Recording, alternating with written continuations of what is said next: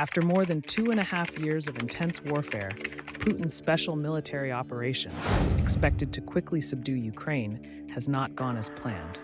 Instead of collapsing, Ukraine has turned the conflict into an unending struggle that neither side can afford to abandon. Russia controls 18% of Ukrainian territory, but the situation is shifting. Victory now seems to be leaning toward Ukraine, and the question is no longer if Ukraine will win, but when. On February 23, 2024, at the Center for Strategic and International Studies, CSIS, military experts, including Dr. Elliot A. Cohen, discussed the ongoing conflict. Cohen argued that many people misunderstand the war, viewing it as a World War I-style stalemate, while in reality, the war is constantly shifting in momentum. Russia wants the world to believe their victory is inevitable, but the truth is different. Innovations, particularly in drone warfare and reconnaissance, have given Ukraine a significant advantage. According to Cohen, 2024 will be a decisive year, as one or both sides may be exhausted in terms of manpower and equipment, bringing the war to an end. Exhaustion can affect aid from countries as the world grows weary of war. A decisive year may come from a tactical innovation that allows one side to gain the upper hand.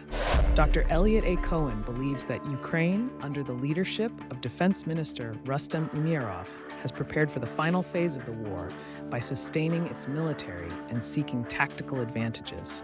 Ukraine has lowered the conscription age and designed strategies to seize and hold territory, focusing on specific areas to gain an edge. Cohen suggests that 2025 will be the decisive year as factors like resources and tactics converge, bringing victory to Ukraine. Although aid from the US and EU remains, there is no guarantee that it will continue at the current levels. Some European countries, like Germany, have reduced their aid, signaling future financial difficulties. International aid for Ukraine is facing difficulties, with Germany cutting its assistance down to only $4.45 billion by 2025, further straining Ukraine's financial situation. Meanwhile, Russia is also struggling as its cash reserves and national wealth fund are depleting. With sanctions and falling oil prices, it is becoming increasingly difficult for Russia to sustain a wartime economy. Both Ukraine and Russia are facing significant financial challenges, directly affecting their ability to continue fighting. Ukraine has been forced to find new strategies to maintain its advantage. It did so through the Kursk invasion in August 2024. This marked the first time Ukraine shifted from a defensive stance to an offensive one, capturing 463 square miles of territory, including a critical Russian gas pumping station. The invasion forced 200,000 Russians to evacuate, and Ukraine continued advancing into the Belgorod region. With this move, President Zelensky made a bold gamble, marking a shift in tactics that seems to be paying off. The war, once a prolonged defensive struggle, has now entered an offensive phase for Ukraine, bringing the conflict right to Russia's doorstep. Zelensky took a gamble by bringing the war onto Russian territory, applying pressure on Putin to negotiate. Russia has yet to push Ukraine out of Kursk, and if Ukraine continues advancing further, Putin may be forced to end the war to maintain national stability. Another key factor is Ukraine's ability to use long-range missiles on Russian soil, which the US has permitted within limited scope. Crossing this red line could completely change the course of the war. The red lines have been crossed as Putin failed to follow through on previous threats, boosting the confidence of Ukraine and the West. If Ukraine is allowed to use Tata-MS missiles outside of Kharkiv, it would mark a new turning point. On August 15, 2024, reports emerged that the Biden administration was considering sending long-range cruise missiles to Ukraine, opening up the possibility of deep strikes into Russian territory. This tactical shift, with Ukraine demonstrating its ability to penetrate Russia without provoking a significant response from Putin, could force him to end the war by 2025.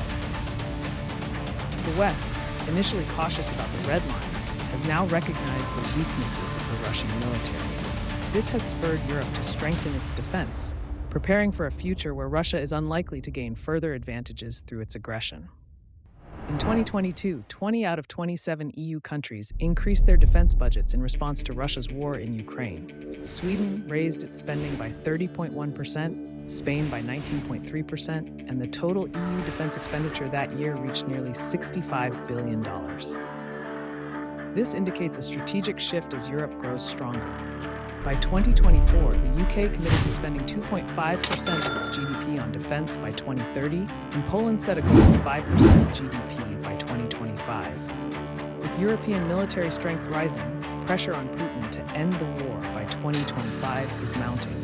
Meanwhile, Russia faces internal difficulties. Russia's strategy of relying heavily on equipment and manpower is running out of steam, with its Soviet-era reserves severely depleted.